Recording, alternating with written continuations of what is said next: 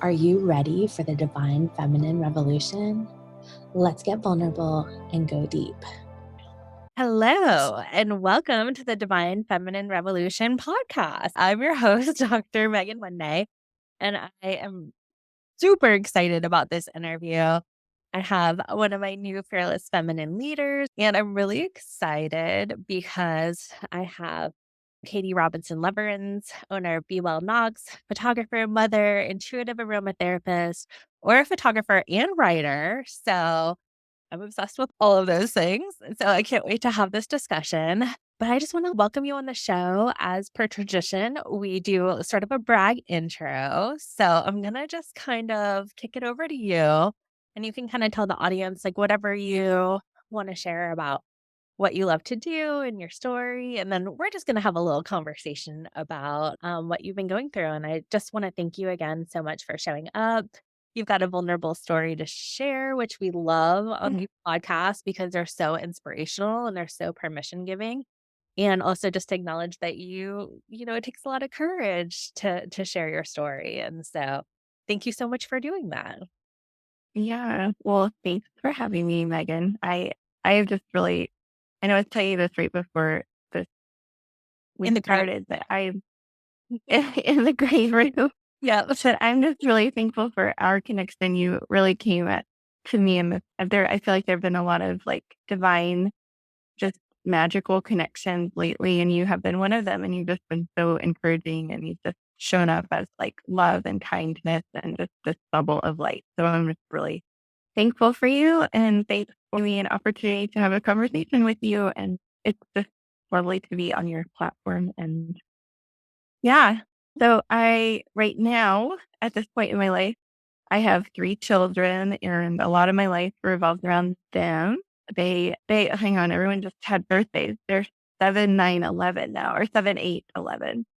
And let's see, I own a little wellness collective in Knoxville, Tennessee. It's called Be Well Knox. And I started that several years ago when I was going through a major life transition. And it's just a space for a lot of different wellness practitioners, either holistically or spiritually. We share a collective space, and then there's 2 rooms. So I do aura photography in one of them, and I also write in there, kind of my office. And then the other room is a energy healing room. So there's people that Reiki out of there and Psyche. I don't do any work out of that room, but I definitely go to sessions in that room. And I also make intuitive or aromatherapy blends for people. So I'll sit down with people and see what they're going through, and then I make a blend for them. And I have been an aromatherapist now for over 10 years, but that's been a really interesting transition because I used to do herbal medicine, mostly for medical things, like just body health related. And now I almost entirely have transitioned to emotional health and wellness. So Mhm. it's not that we don't still use them for physical health. It's just that it seems like where it's led me to is a different space. And that's true kind of for my whole life. My whole life has kind of shifted since the last decade too, as well. So yeah. And I also am a regular photographer, not just auras. Although I've pretty much transitioned out of that. I only take a few sessions and a few weddings a year now. So it's not something that I highly publicize, but I've done wedding photography for 15 years. So that's Mm. well within my capability. It's just, I got to a point where I didn't want to spend every single Friday and Saturday night The weekend. dancing Yeah. with other people that I didn't know, Mhm. till midnight. Although it's fun sometimes, for sure. But yeah, especially as I had kids, I was like, I don't think I can do this anymore. Yeah, and then I write a lot. I write and I put stuff a lot on my Instagram or Facebook, and then I am currently working on a book, and Megan has been encouraging me along the way. Yeah, So and that's kinda how you that's came into me. my life. As you know, we love Mhm. to feature fearless feminine leaders on the podcast, and we are live streaming this, but for those of you that are listening, do you wanna tell a little bit about what happened right before you Yeah. about writing a book and then how you Yeah, how we came to meet sure. and all that? Sure, absolutely. So, okay. Oh, someone is pulling up someone is pulling up to my house right now. This Yeah, if you have is to go gonna deal be with it, totally fine. I can hold some I'm space so for it. sorry.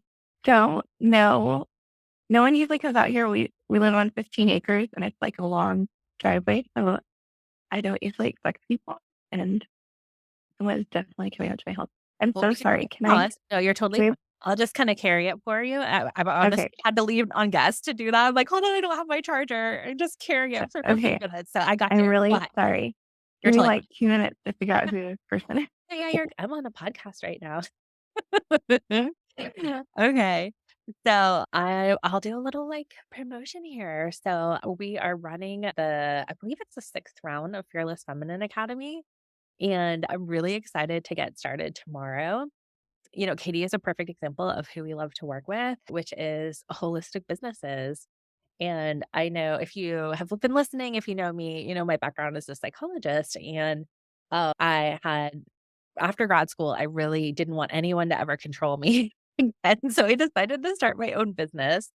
And I feel like a lot of creatives, a lot of neurodiverse, a lot of healers do get drawn into their own businesses, partly because sometimes it can be a really great, mom work life balance. For me, I went from working full time at the university to maybe 10 or 15 hours a week in practice and was able to make twice the money, right? So that's like a no brainer, right?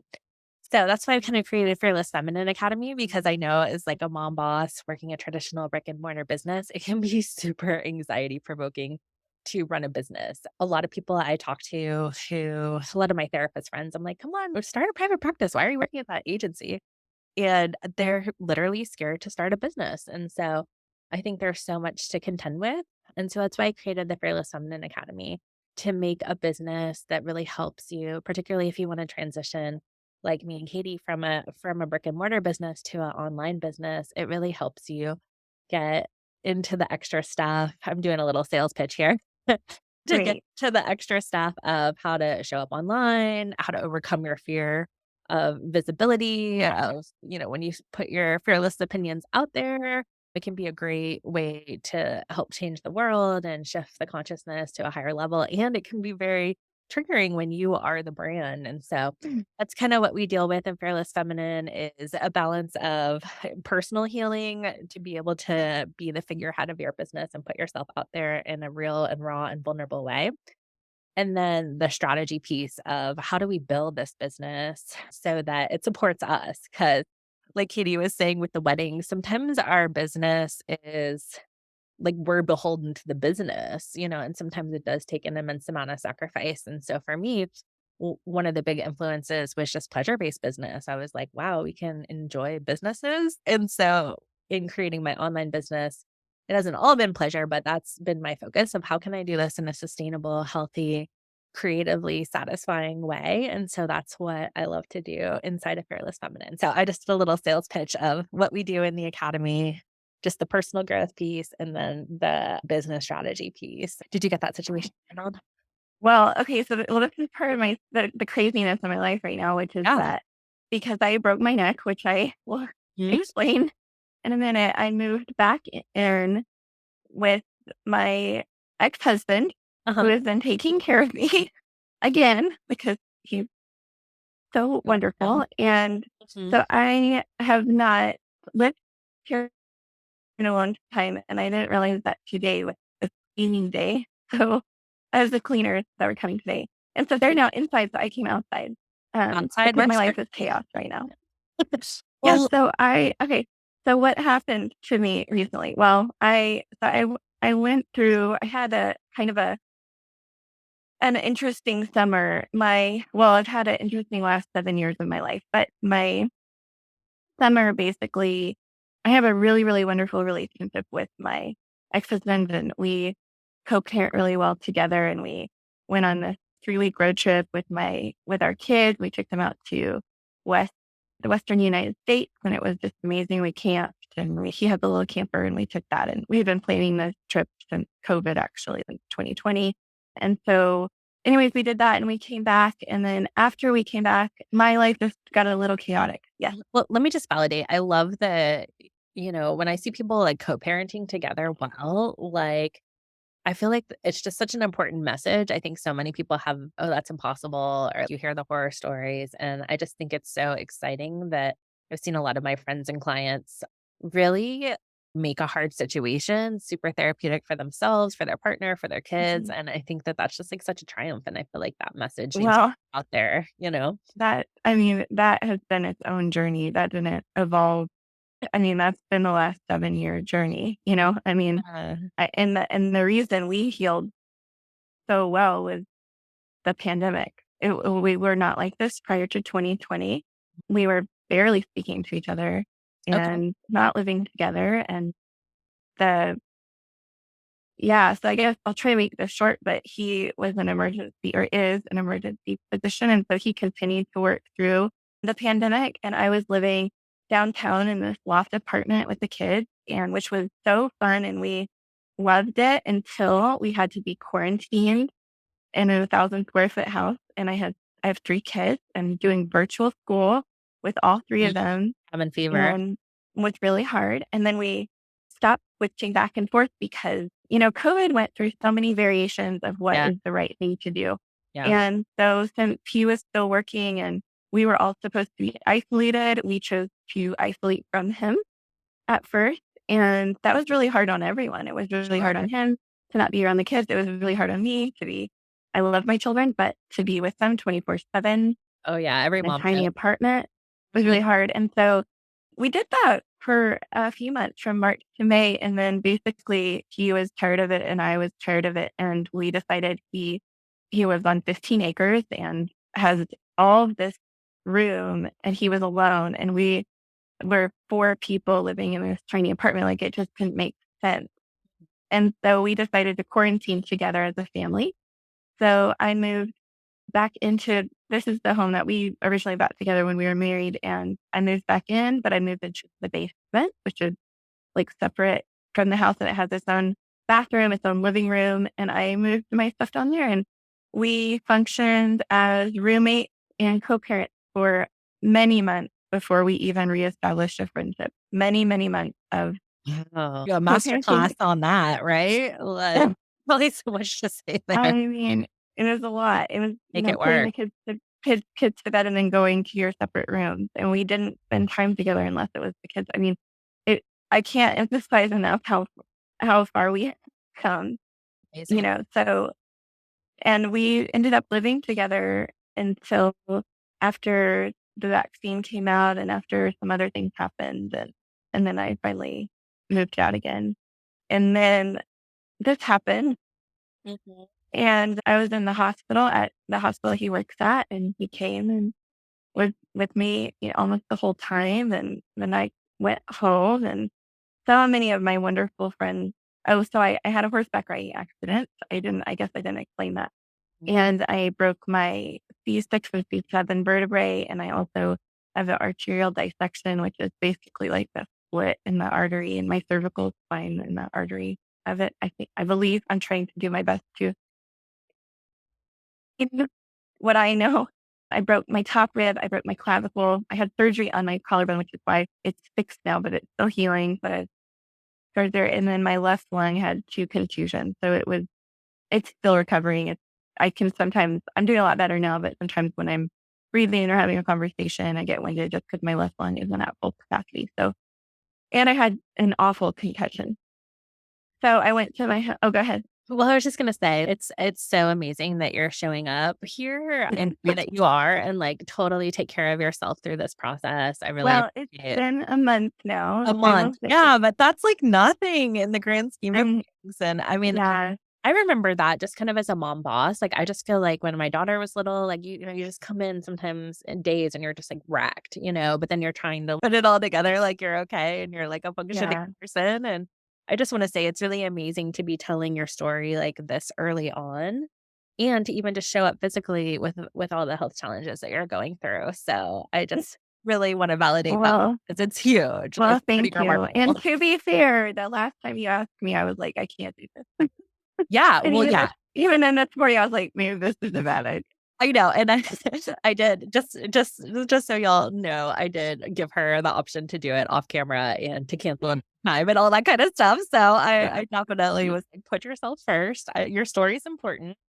And, when you bought Fearless Feminine and you started to like reach out to me and you listed my 2 favorite books, Elizabeth Gilbert, Eat, Pray, Love, and Glennon Doyle, Untamed, I was like, this is my Yeah. soulmate client person. Well, And right before this accident, I had decided so my summer, and I don't really want to talk about what happened this summer right now, totally but it's, buy the Brene Brown book. has this, right. Brene Brown has this phrase that I heard her say once on a podcast, and I haven't been able to find it again or read it. So I'm going to misquote it. But it was Paraphrase. basically like, when you're going through something, that's not the time to be vulnerable about it. It's Yeah. okay. Like With vulnerability, listeners. yes, Yeah. powered, but when you're going through something, you can protect that. And that was really important for me because I tend to be an overshare, and that's part of my Publicly. trauma too, is like everything's out there anyway. So I might as well control the narrative. I think part of my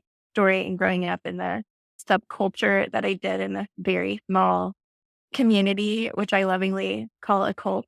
It's like my story was everyone always knew everyone else's business. So if everyone's going to know your business, you might as well be the one that controls the narrative. So that has resulted as an adult now oversharing all the time. And I have to ask myself, like, is this necessary? They're checking you out at Target. Is this necessary? Do they need to know all of this, Katie? Just close your mouth. So, Listen, I totally feel that way. And I'm an oversharer too. Like I'm really high on in the big 5, which is a personality thing. I'm really high on openness to experience. And so, yeah. I'm a feminist therapist. And so some therapists don't share anything about who they are and kind of look down on it, even in more, institutional kind of stricter settings. But I've always found that my people really appreciate when I'm human with them and when I Right. pieces of myself. And then that's kind of what I brought to the podcast is, interviewing these like amazing, incredible, successful women who are doing it their way and sharing the good and the bad and the ugly. Cause sometimes we just hear the result and it feels so impossible. But to Mhm. share the struggle along the way is really powerful. I do love what you're Yeah. saying about checking yourself so that you're not like, bleeding out publicly. Yeah. I mean, Yeah. I think I can definitely share I mean, I do want to share parts of it, but basically I went into this really, really low valley and just deep sadness and confusion too, because I've been through a lot in the last 7 years and I just felt, am I still here?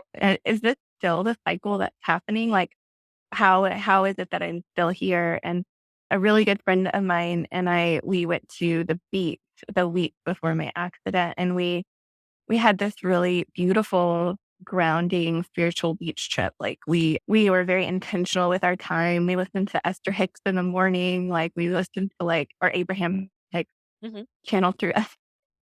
I never know what to call them. I mean, it's I've still like heard a it referred concert to for both me. ways. Yeah. Yes. Okay. Yes. And so anyways, we just did whatever our soul kind of led us to. We were really open with each other. Have you thought about this? Have you thought about that? We were both purging some things that needed to be purged. And so one day we went to a psychic, which I've never been to a psychic. Hmm. It's one of I have done a lot of things in the last few years, but that for some reason was the one thing I had not done is like it's someone that actually called themselves a psychic. I'm sure I've met with plenty of intuitive people that have given me insight, but I was like, well, how do we do this? And she's, we just drive around and find us a psychic. And I was like, okay, great. And so I definitely went in with a little skepticism, but definitely openness. But I didn't really tell her anything about my life. And I sat down and she sat there for a minute and she did pull some cards. And she said, your life has been chaos for the last several years. And every year it wants to resolve, but it never does. And I just started crying. Like I was like, yeah, why is that? Yeah. Not new information, but yes. Yeah. And when And someone frames it like, yes. a loving call out like that, it is Yeah. so, you can feel so understood and also amazed. Yeah. Yeah. Yeah. And I was just like, okay. And then of course I was like, then how do we resolve it? Like, how do we Help stop me. the cycle? Get me out of the cycle. I've been doing all the things. Like, I've been to the spiritual retreat. I've been all over the world. I went to Bali. I became a yoga teacher. went to the Hindu temples. I've learned about all of the religions. I've been in therapy now for 4.5 years. I'm doing all the things. Like, please get me out of this cycle. And, I didn't say all those things out loud. I just cried because that's my go-to. It's So so then small. hopefully she could just feel it, all of those. So then she said, well, I also want you to know that you've already met your soulmate. And I almost started laughing because I don't know if I believe in soulmates anymore. I believe in multiple soulmates. I believe I in agree. lots of connections, but like the soulmate, so I was like, thanks. Okay. So those are my big two takeaways from her. That's what Anyways. everybody goes to for a psychic reading. To tell me about my love life. Like, it's pretty inevitable. Yeah. I was like, okay, thank you. Oh, but then she was like, but also you're not having good luck with love. I was like, I'm done here. You're speaking too much truth. So I went back to the beach. We were back at the beach and my friend Rebecca was up like at our chairs, whatever. And I was like just standing there in the water, just like having this reflective moment. And I was like, oh my God. And I turned around and Rebecca said it was so cute. It was like a child. I just started screaming at her. I was like, it's me. It's me. And she was like, what are you talking about? And I like ran to her. I was like, it's me. I'm my soulmate. I've already found me. Like, of course I've already found my soulmate because it's me. It's me. It's been me all along. That's what I've been looking for this last 7 years. I've been looking for me. It's me.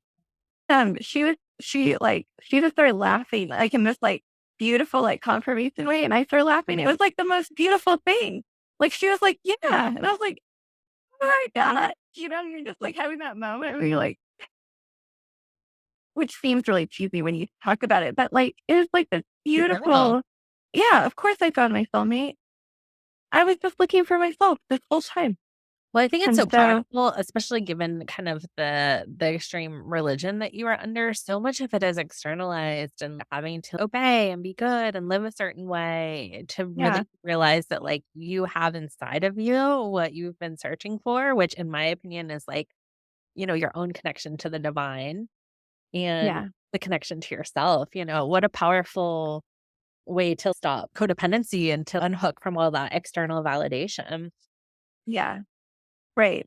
Yes, there is this constant searching for something outside of yourself. There is no, I was really raised with a lack of trust within myself. There's no, and you don't trust your own intuition, lean on God and the Bible and the elders of your church, but don't yourself is going to be leaning towards sinful nature and you're born as the sinner. And so you're not even born innately good. And so I never trusted myself. I didn't trust my own body or my own intuition or my own instinct. I was always looking for not just external validation, but external guidance. Well, what do I do now? And it's really apparent to me now that I've been doing so many things that I think have been so healing, but in all of them, I've been looking elsewhere, like for it to show me the answer. Like even when I've been researching and looking into other religions, I don't think it was ever because I wanted to become Buddhist or Hindu or Episcopalian or like whatever. I was just interested. But I do think part of me was like, always, well, do they have the answer? I recently got on this huge kick about star seeds, like, which is, you're an alien. And I'm like, yes, this is the one for me. I mean, even if it's not true, it just resonated so much. I'm like, yeah, I don't belong on this earth anyway. It's clear. I'm an alien. Of course. I feel like I am just constantly looking for what is actually the truth. What is the answer? Because I was raised in such a way that there is a black and white answer. And so if it wasn't the one that I had, then which one is it? And so just want to say that, starseeds totally welcome and fearless feminine. And we actually. Oh, absolutely. I think I am one. I really do. I think I'm just waking up. Oh my gosh. And our kids, like, forget about it. I can't wait till they're in control. Oh, no, I did not mean for that to come across as derogatory. I meant, I really do feel like, yeah. Oh, it didn't mean, but I mean. I think things have resonated with me and from so many different things, and I think I'm just so cherry pick what works. having to grow up in a culture where, well, I'm so hesitant to opt into anything 100%, but I resonate with so many things a little bit. And that's definitely one that I like am resonating like for sure. I'm Well, still trying to find my family. yes. Another piece that I really resonate with and has helped me with this issue is just the human design piece. And we talked a little bit about it. Like you and I are both generators. And I think that thing about not trusting yourself, that is like a big part of patriarchal design and how women are socialized not to be in touch with their innate intuition and power and to Right. kind of chronically get caught in like doubt, feeling Oh not yeah, confident, not culturally that's clear. true too. Some Yeah. of this is from religion for me, but some of it is just our westernized culture and indoctrination, the patriarchy, all of those things too. Yeah, there's so much overlap in all of it. Yeah, and what I say to my clients a lot is if you can't trust yourself, what do you really have? Because you're the only Hmm. one living your experience and it is fine Right. tuned exactly to you. And so deferring to an external authority, not that we can't like consult and have I told you, like I've got a whole healer team of people that keep me like grounded and functional. It's not like we Hmm. can't have support, but like ultimately I think we have to be the final say. And for me, that was really a challenge in the generator department because wasn't listening to my state girl. I was exhausting myself. I was overworking. I was just trying to be like good therapist, Yeah. wife, good mother, good daughter, all of the things. And so to me, always like doing the thing you actually want to do is one of the most revolutionary things you can do. And that's kind of the journey you've been on. Hmm.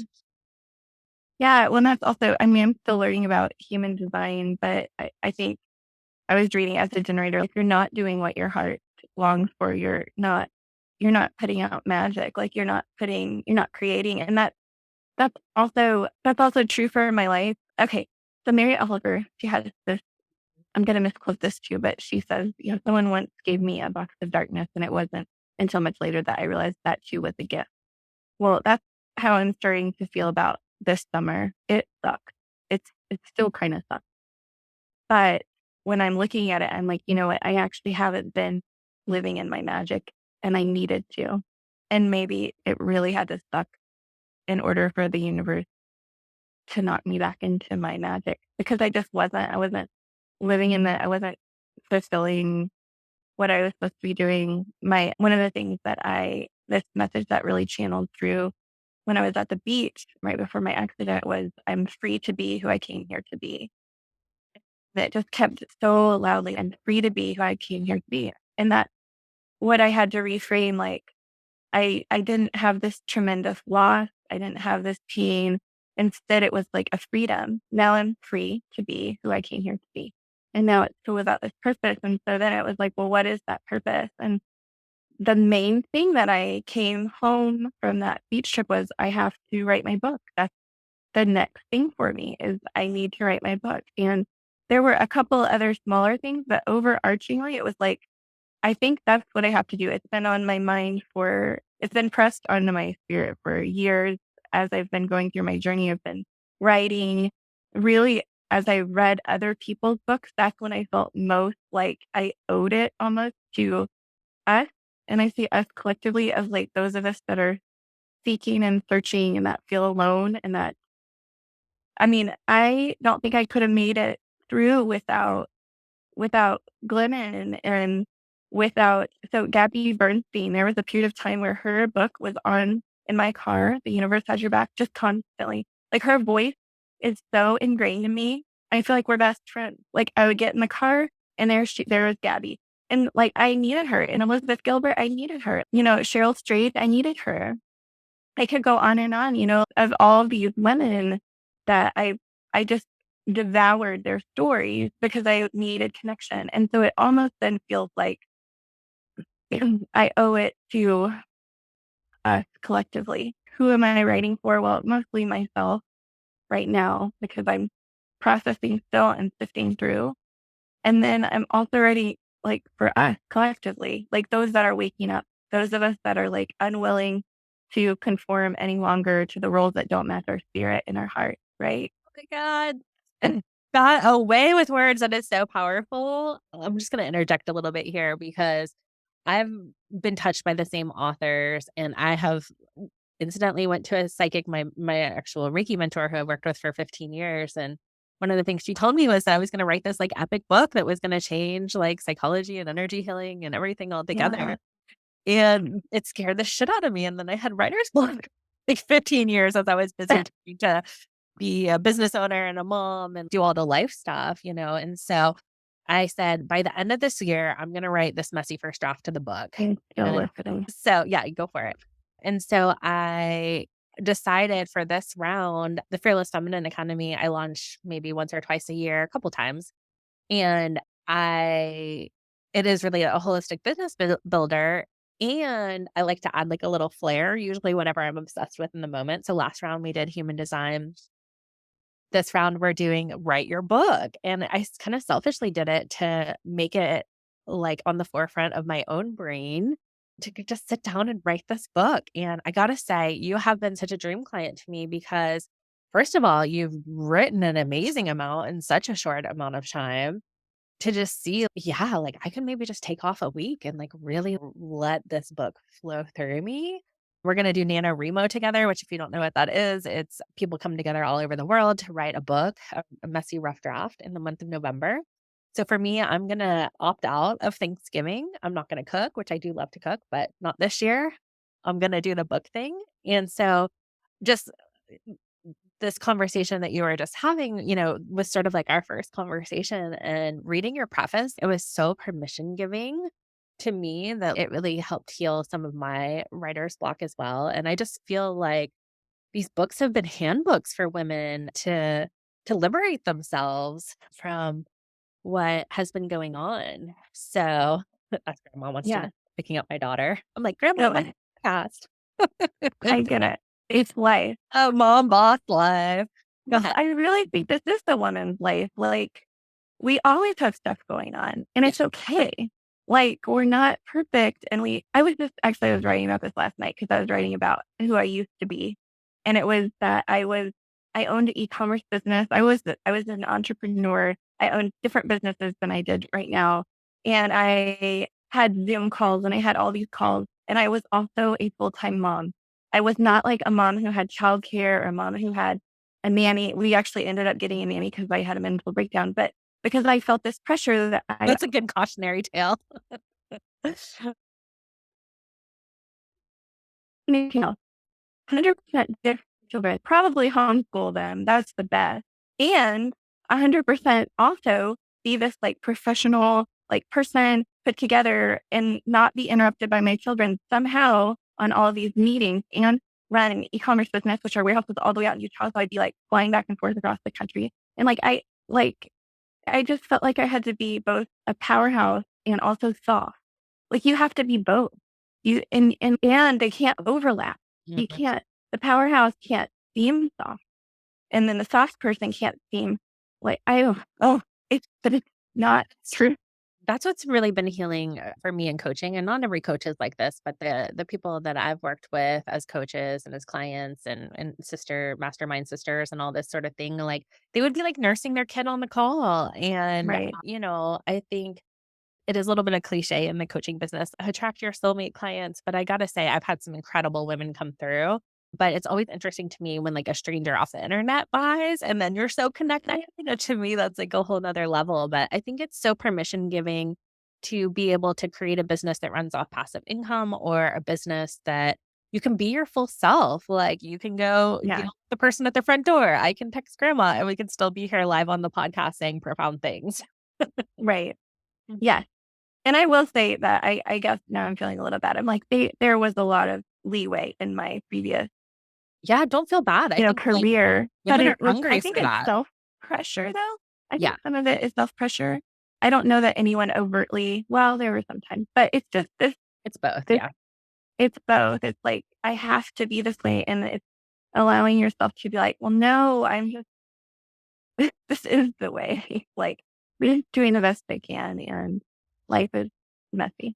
Well, that's why I really like to talk about the matriarchy. And, I don't want to slam the patriarchy because we need our men. We need our men to get in touch with their feminine sides. We do need to dismantle like the oppressive systems and get more like life affirming systems. But I think the way that women do that is by taking their lives back. And in my case, it was like being able to spend time with my kid the way I wanted to, being able to have a satisfying business that helped the world, and to be able to make a good living. And so, like, I feel like that should be available to everyone. And I realize that it is a privilege and it is not, but that is something that I think with the internet and just the dissemination of knowledge, like, you can get that if you're truly motivated to. And so I think that that compared to the old school patriarchy where, you don't even get paid maternity leave and you just have to show up at a job you hate just so you can survive.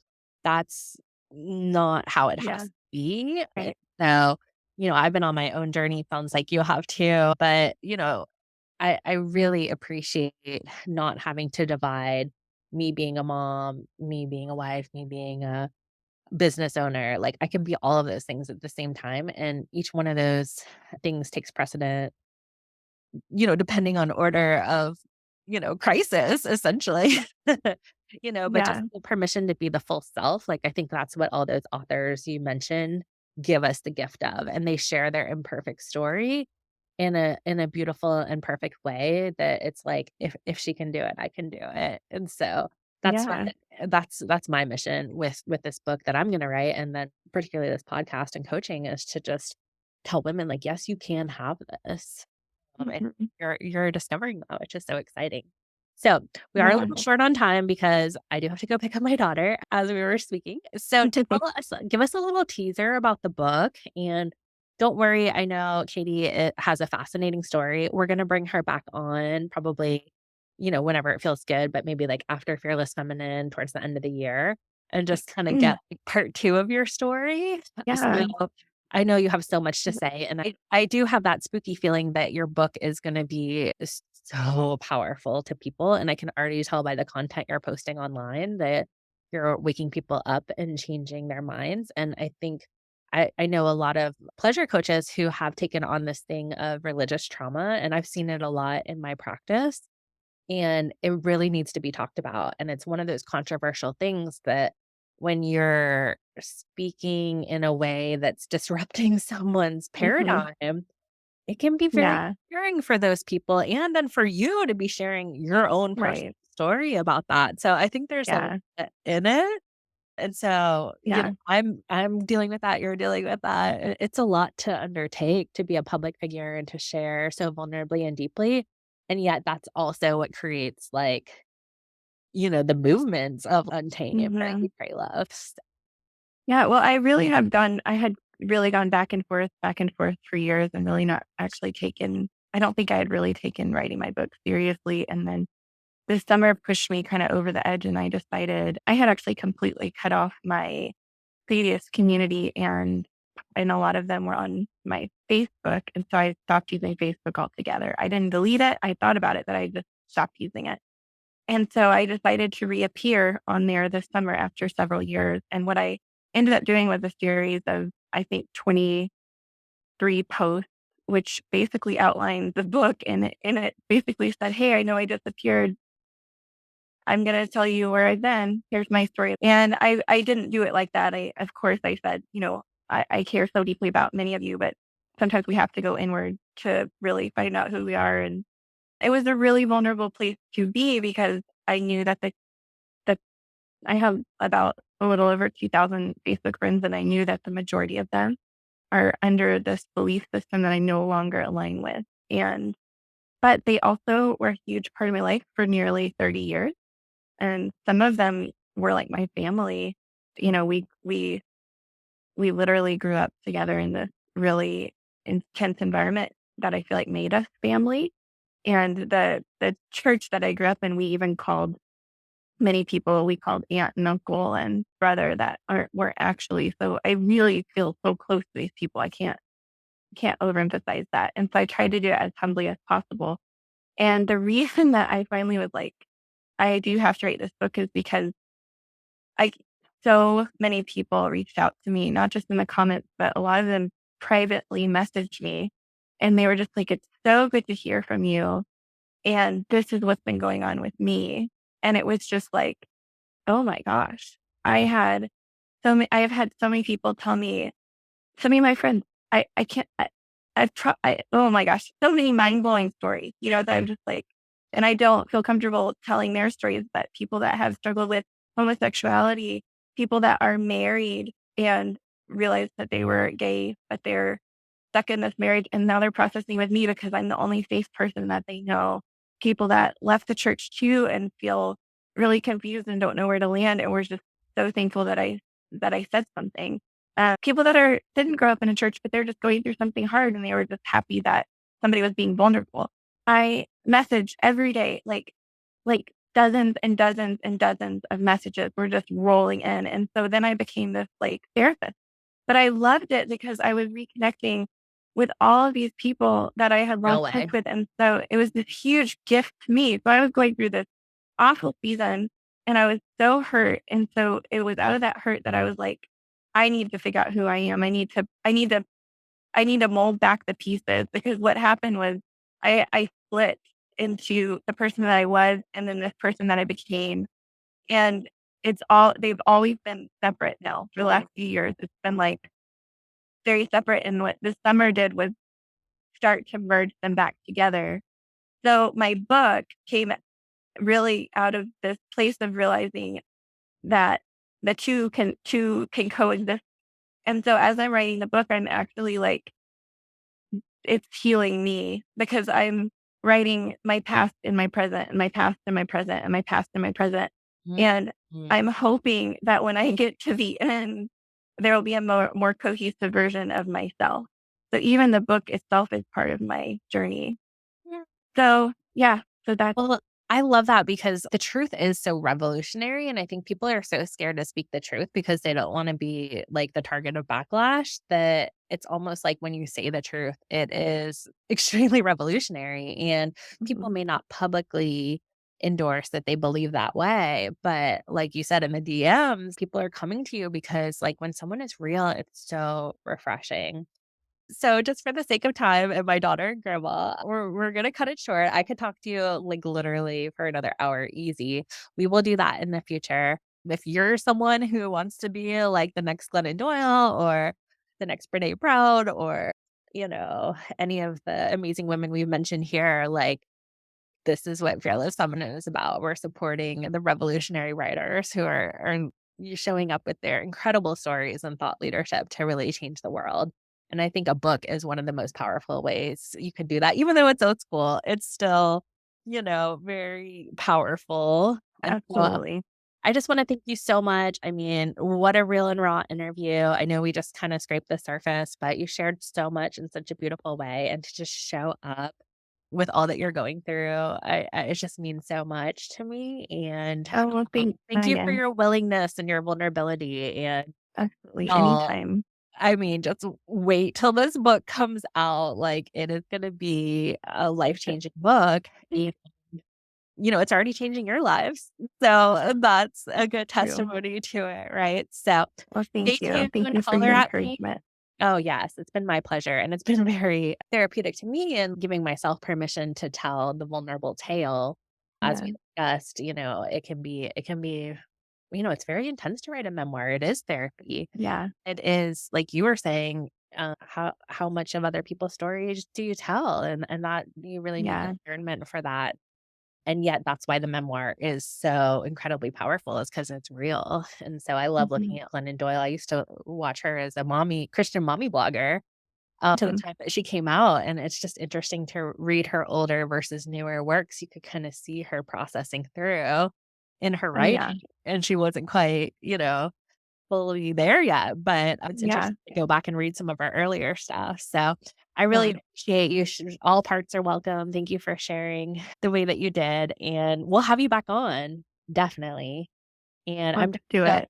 thankful I'll that, be in the neck brace for another 2 months, so if you want more of this, you know where to find me. well, I listen. will literally be here. Oh my gosh. And what for the universe to pause you in such a way that, like, I mean, you have an expansive time, but then you're also dealing with like physical healing Yeah. and all the things that Oh, you yeah, I go have through plenty with of the time now, injury. so powerlessness, helplessness. It's like when you get sick and you're like, oh, now I can write my book. Well, now you don't feel like writing your book because you're sick, So I think the way Well, that you and that's talk, how I found you, because I was so discouraged. I actually told the universe, I said, I just decided I would write the book. I don't think I needed to be flung off a horse. But then I was just like, but now I don't feel like writing the book. Like, I was angry. I was like, understandable. I have a concussion. I am not doing well. And then I just sat there and I was sitting on my bed and I was just like, what if I never write this book? And I got on Facebook and Megan's Facebook post said, what if you never write this book? Like, literally it said that. And I had just said it to myself and I was like, who is this person? And why are they? Oh my gosh. Why are we? And so I clicked on it and I was like, well, I guess I have to write the book, clearly. Yes. And I signed up immediately.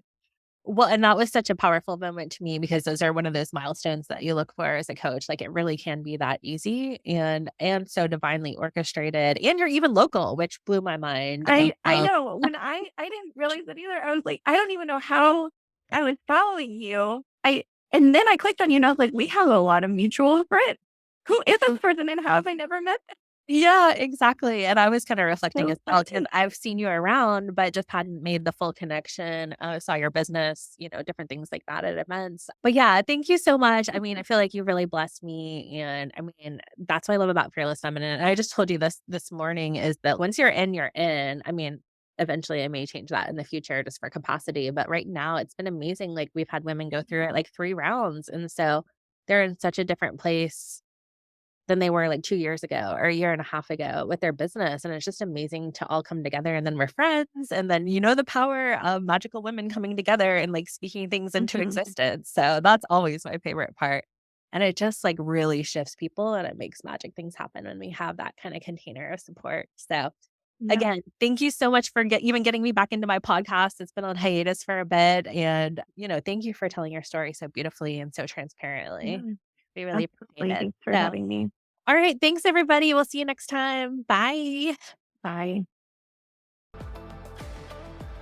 Thanks for listening to the Divine Feminine Revolution podcast. Make sure to subscribe and leave a 5-star review. Want to keep the conversation flowing? Find us on Facebook at the Divine Feminine Revolution Facebook group, where revolutionary women gather to listen to their hearts, monetize their gifts, and change the world.